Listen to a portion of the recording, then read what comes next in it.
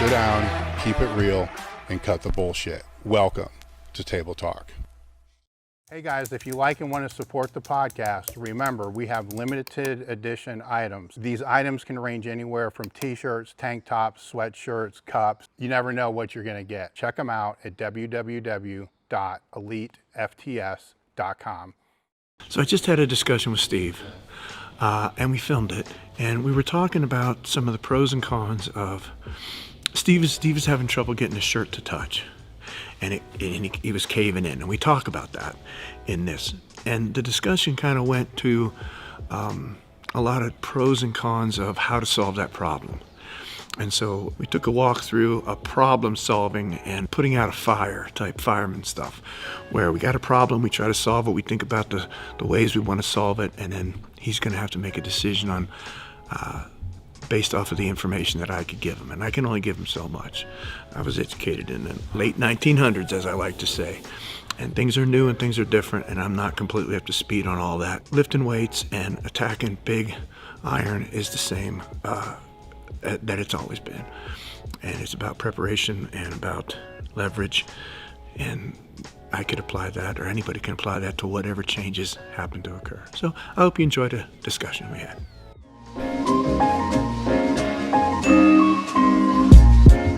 All right, tell me your problem. Tell me your situation. So when I'm start working on touch work in the shirt, my belly and chest are going down the closer I seem to get to my chest. Like Okay, so show me what happens. So when I'm here, Yeah, you set up. I'm down. As I go here, it's almost like my shoulders come forward off Yeah. the bench. Yeah. And so what's happening is, as the bar's coming down, if you could keep your chest there, it would touch. But it's receding at the same rate that the bar's coming down. So they never get closer. And then you end up what? Down here. All caved over. Right. Now, guys have learned how to bench that way. Now that was illegal in my day. You couldn't lift your head. You had to get an elected position, and then you couldn't change it. And so you weren't allowed to, when you got the press call, you couldn't go down and then up. And you couldn't heave or sink the bar in and then buck it up like that. And guys have learned how to do that, right? And so one answer to that problem is you learn how to do this heave, where you push the bottom of your sternum and rib cage up into the bar. But you're not really lifting with your sternum, are you? What's lifting that? Triceps. Nope. Triceps are going this way. What happens if I have a bar here and I do that? Lats. Nope. No? But you're getting closer. In your specific case, what's doing it? I'm not sure. The shirt. The shirt. And nothing but the shirt. Okay. So here's what's happening. As that bar comes down, the shirt is only allowing so much. Our shirts used to rip. That shirt is only allowing so much motion, right? It's not letting the elbows go down anymore. So what you'd like to do, get your arch. What you'd like to do when a bar is about to touch, how about a broomstick or something? When the bar is about to touch, what's happening is your elbows can't go back to make it touch because the shirt's stopping it cold. So now how are you going to get it to touch? You got two options. Bring your One, belly to you tip down, right, like you're doing. You tip down, and the other option is, heave it. well, what you'd like to do is push your chest up into it. But that's the same as moving the elbows back, and the shirt won't allow that either. So it's not the weight, it's the shirt that's caving you. Put your chest up into it. But that's the same as moving the elbows back, and the shirt won't allow that either. So it's not the weight, it's the shirt that's caving you. So the bar's coming down, and then it stops. No, it doesn't get that close, right? It stops there, right? Now what happens when you have a shirt on? Those elbows don't change at all in relationship to your spine. And so you got to lift the shoulders up, right, to make the bar touch, because the shirt will not allow the elbows to go any further. So you can loosen the shirt, get the shirt seated on a little bit more, but you're not going to get it back any further. And you can't push up to meet it. So when you try to push up to meet it, go ahead and get in that position. So here we are. And what's happening to you is this isn't allowed to change because the shirt is a band. And so the only way to get that to touch is to do this. Right? And guys bench that way. Right? So this is where you are. So you learn how to do that. You learn how to tuck and touch and then rock and heave. That's one solution. Another solution is get a looser shirt that lets it touch. But then you don't get as much pounds out of your shirt, do you? All right? Here's what you can't do. What we'd like to do is we'd like to do, take our lats and squeeze them together and push the chest up to the bar. Because it's not coming down any further. The shirt will not allow, it's not going to, it only stretches so far here. And then it's done. It's at its limit. If it were to stretch anymore, it would break. And they used to, right? So your choices are to pull this up with your lats, because the bar's going to stay here. Yeah, you could do that. Or you can move the whole system this way and touch it down there and rock it up. Or you get a looser shirt and give up the pounds. But the shirt is the limiting factor there. That's what is happening. It's not you. Here's one thing we can try. We can try to seat the shirt further up the arms, and that may let it touch. Depends on how close it is. But then again, you're giving up those pounds. So the only way to keep the pounds and keep that shirt is to learn to do that rock. And I don't like it, and there's pros and cons to doing it. Let's talk about them. So what are the pros?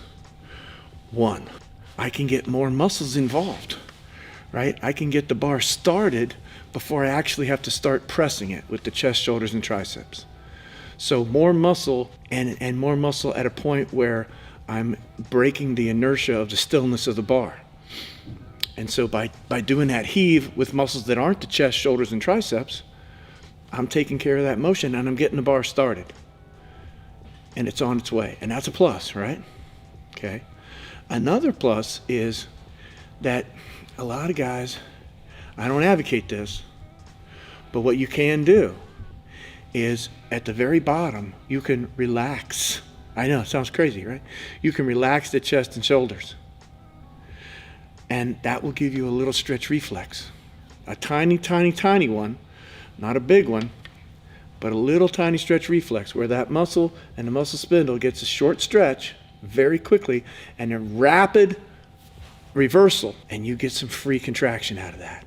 That's what a stretch reflex does. It's reflexive, meaning it doesn't go up to the central nervous system, it goes to the spinal cord and back to the muscles. It's a reflex. You can't say anything about it. And so that's why it's so hard to do a pause rep instead of a instant reversal rep. It's hard to do pause reps because you don't get any stretch reflex. Let's see, what else do we get out of it? We get the stretch reflex, we get it started with more muscle. Well, there's two, right? And I'm missing a couple. I can't think of them. But here's the disadvantages. So there's more weight there. There's more weight if you learn how to do those things. There's pounds. But here's what you are giving up and what the negatives are. One, it's a longer distance. You have to move the weight through a longer distance. Now, if you learn how to do it with the muscles of your torso to get started, you're not using that distance from your chest and shoulders, but you do have to move it. And so that's a longer path. And in a longer path, more things can go wrong. In a really short path, only a few things can go wrong. Miles and miles and miles, all kinds of things can get off, right? So longer bar path, more work done. That's a disadvantage of doing that. The big thing that I don't like is when we do that stretch reflex thing, there's an impact force at the bottom. So as the muscle gets stretched, and then it has the freebie contraction that helps you lift so much weight, the weight is going this way. It's stretching, and then it hits and reverses. The stretch reflex there's no such thing as holding elastic recoil. The stretch reflex is something that happens in 4 milliseconds or less. It's instantaneous. If you wait half a split second, you don't get it. You just don't get it. You get it because it's instant. It's a reflex. It happens.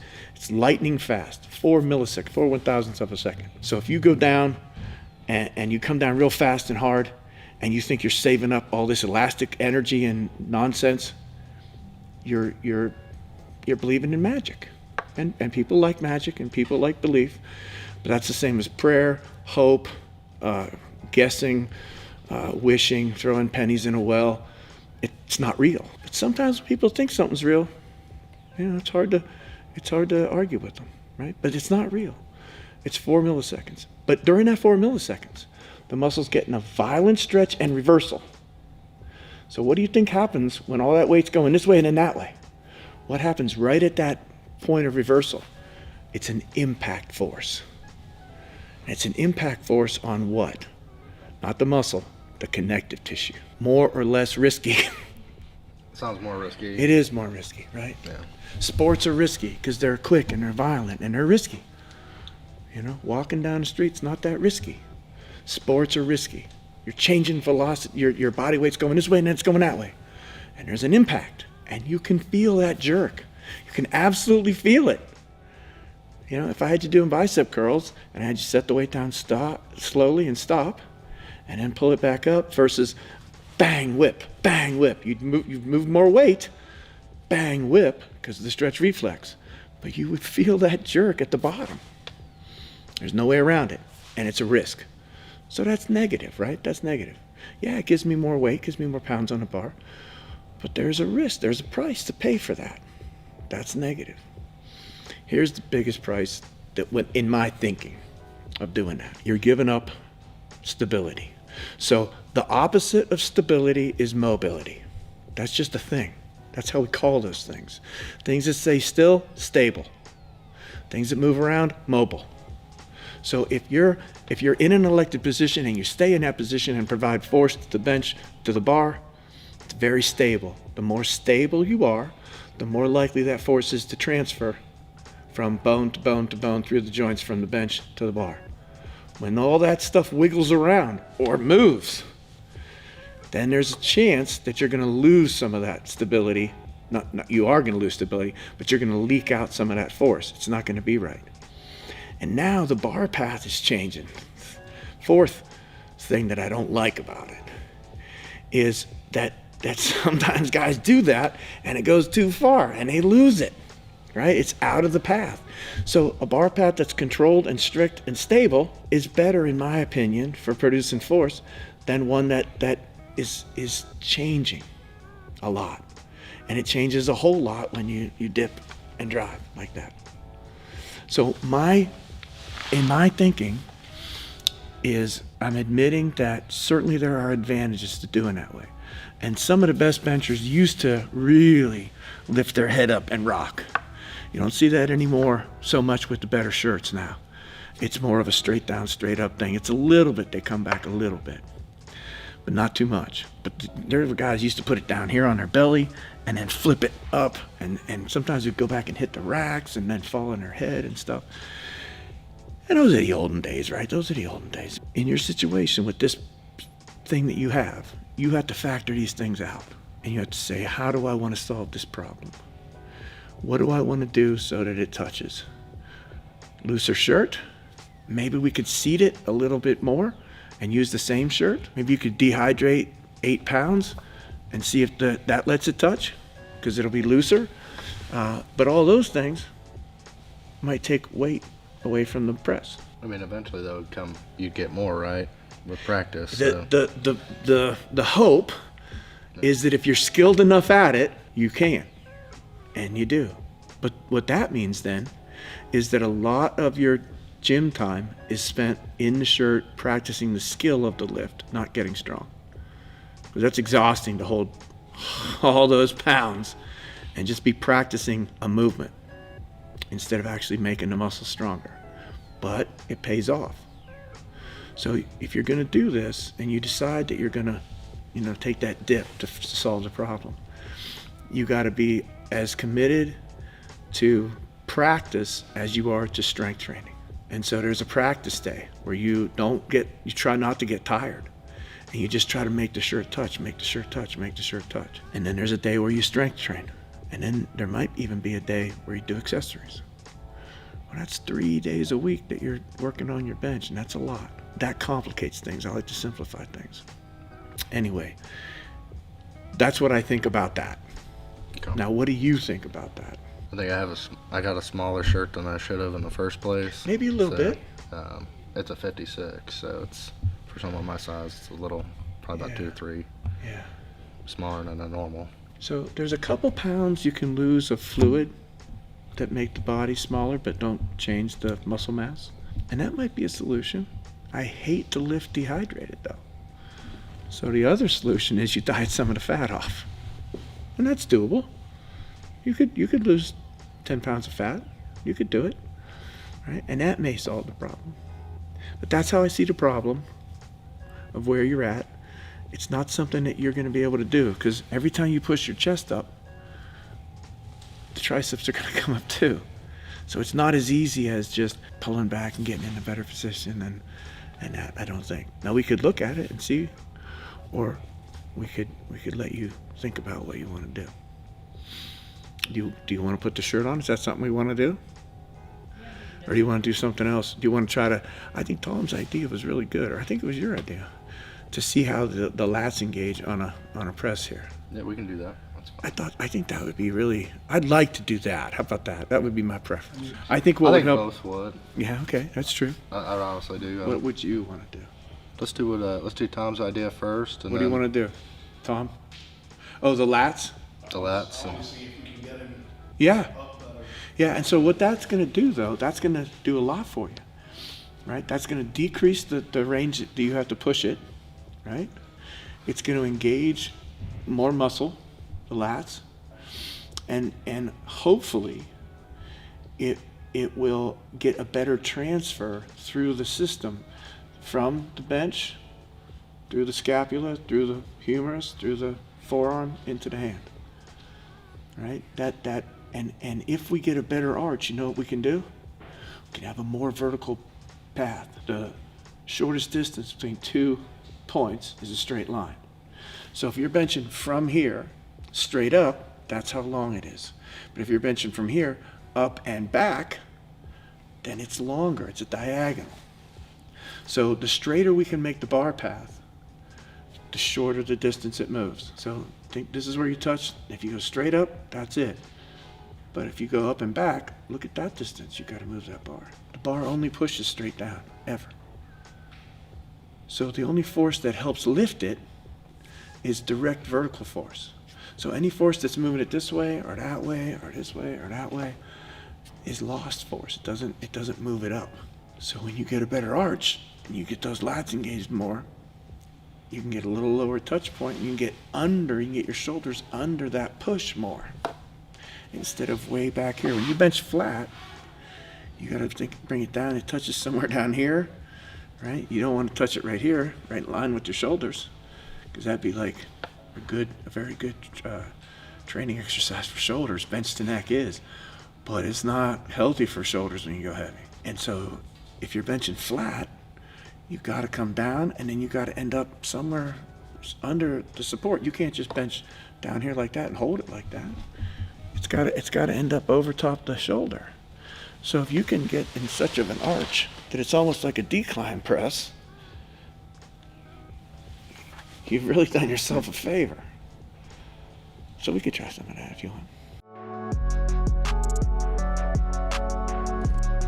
Why should anyone join this Discord? Why wouldn't you want to? It's not fake, it's genuine, it's authentic. It's well worth it. The Discord has been nothing short of meeting new people who are incredibly like-minded, giving each other a bunch of ball busting, but also being there to support each other whenever life throws their way. The best part of it for me has also been able to connect with lifters of all levels, help coach, get coached, and also connect with other new fathers who are enjoying the journey of lifting and trying to balance that out. It's the glue that holds all of us together. A common interest toward being people from different walks of life, people who are multimillionaires, these characters and everything else in between, united under one thing, the pursuit of strength. I think most of us would agree that getting a coach is a great step forward that an athlete can make to make greater progress. But what if you had 2 coaches? What if you had a whole bunch of coaches and a whole bunch of driven elite level athletes and like-minded people all in your corner trying to make you better, that's exactly what you're going to get with the Table Talk Discord crew. All right, guys, thanks for watching the video to the end. Make sure to like and subscribe to the channel and click here, here, here, or here for more videos.